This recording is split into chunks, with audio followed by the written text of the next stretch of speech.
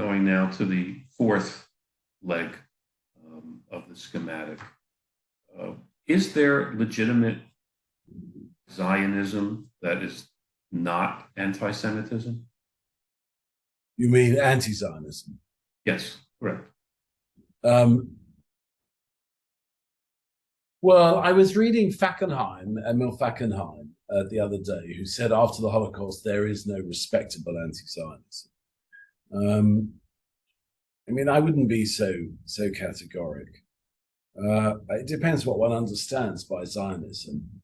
So, for example, you could say, and it has been said, and I think about someone like, I mean, as far as I understand this position, someone like Bernard Avishai, for example, serious, thoughtful commentator, writer on Jewish Israeli affairs. You could say Zionism has played out.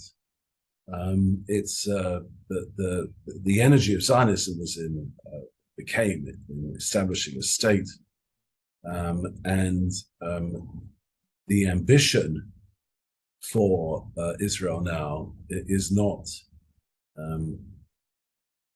really to be understood in Zionist terms. It's better to be understood in liberal democratic terms. Israel needs to develop along liberal democratic lines, and insofar as it still cleaves to a Zionist identity, that identity is not the Zionist identity of the new Yeshuv, the Labor Zionist, Labor Zionist with David Ben-Gurion and so on. But it's the kind of greater Israel, redemptionist, messianic, pseudo-messianic, Gush style settler ideology, which is so maybe Avishai would say he's a post-Zionist in relation to Labor Zionism. He's an anti-Zionist in relation to Gush Zionism. Okay. So I mean, I think one has to be so careful. I've been involved for years now in anti-academic boycott work, and what's so striking, I mean, among other things about it, is the really low intellectual level that this work is. I mean, the academic boycott arguments are conducted at.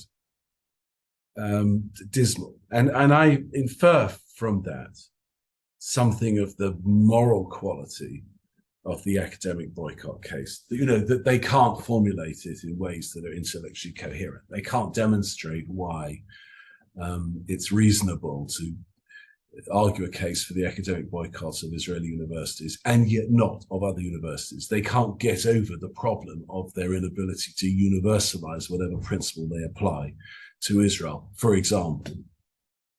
And it seems to me really important that people on our side should not be similarly stupid in our reasoning. That it matters, and I don't think it's just my own kind of intellectual academic deformation when I say this. It matters that we should not just be right, but we should be intelligently correct. And so I think making these distinctions really matters. And usually a broad brush thinking, broad brush writing is inaccurate writing. It blurs critical boundaries. The great principle of Jewish reasoning, lahavdil, make the distinctions, is an obligation in Jewish politics as much as in Talmudic reasoning. So the answer to your question is, yes, I can absolutely conceive of a non-anti-Semitic anti-Zionism of the kind that I just described a few moments ago, which is not to say that most of what passes for anti-Zionism isn't even in fact anti-Zionism, but is just a kind of hatred of Jews and Jewish assertion. Is that what's driving the BDS movement? No, I think the BDS movement, the largest part of the BDS movement, is a kind of it's a kind of zombie post-left, which is looking for a cause, a cause, a credible enemy, and I think it's failure to actually understand what it's indeed arguing for. I mean, what is the BDS position? What would a BDS person say in answer to the question, when under what circumstances would a BDS campaign no longer be appropriate? Is it if Israel returns to pre-67 borders? Many BDSers might say yes. I think that most BDSers would say no. I don't know. So then the question is, well, what actually more do you want? Do you want a Palestinian state from the river to the sea? What about the Israeli Jews in that state? And if the answer is, well, we don't care,